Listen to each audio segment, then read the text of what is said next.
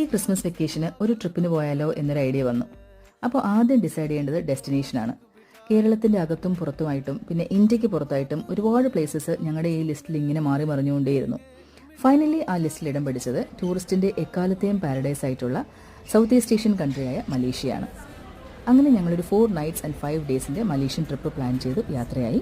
ഇത് ഞങ്ങൾ കൊല്ലലംപൂർ ഇന്റർനാഷണൽ എയർപോർട്ടിൽ വന്നെത്തിയതിൻ്റെ സീൻസാണ്. ഇത് ഇവിടുത്തെ ടെർമിനൽ നമ്പർ 2 ആണ്, അതായത് എയർ ഏഷ്യയുടെ ടെർമിനൽ. ഇവിടെ എയർ ഏഷ്യയുടെ ഫ്ലൈറ്റ്സ് മാത്രമാണ് അറൈവലും ഡിപ്പാർച്ചറും എല്ലാം ഹാൻഡിൽ ചെയ്യപ്പെടുന്നത്. ബാക്കിയുള്ള എയർലൈൻസ് എല്ലാം ടെർമിനൽ നമ്പർ 1 അങ്ങനെ അവിടുത്തെ ബാഗേജ് ക്ലിയറൻസും ഇമിഗ്രേഷനുമായിട്ടുള്ള ഫോർമാലിറ്റീസ് എല്ലാം കഴിഞ്ഞിട്ട് ഞങ്ങൾ എയർപോർട്ടിന് പുറത്തോട്ട് ഇറങ്ങുകയാണ്. മലേഷ്യ എന്താണ് ഞങ്ങൾക്ക് വേണ്ടി കരുതി വെച്ചിരിക്കുന്നത് എന്നറിയാനുള്ള ആ ഒരു എക്സൈറ്റ്മെൻറ്റ് എൻ്റെ ഉള്ളിൽ ഇങ്ങനെ നിറഞ്ഞുകൊണ്ടേയിരുന്നു. ഇനി വരുന്ന 5 ദിവസങ്ങളിൽ ഞാൻ മലേഷ്യയിൽ കണ്ട അതിമനോഹരമായ കാഴ്ചകളും മറക്കാനാവാത്ത എക്സ്പീരിയൻസസും എല്ലാം വരുന്ന വ്ളോഗ്സിലൂടെ ഞാൻ ഷെയർ ചെയ്യുന്നുണ്ട്. So stay tuned with me.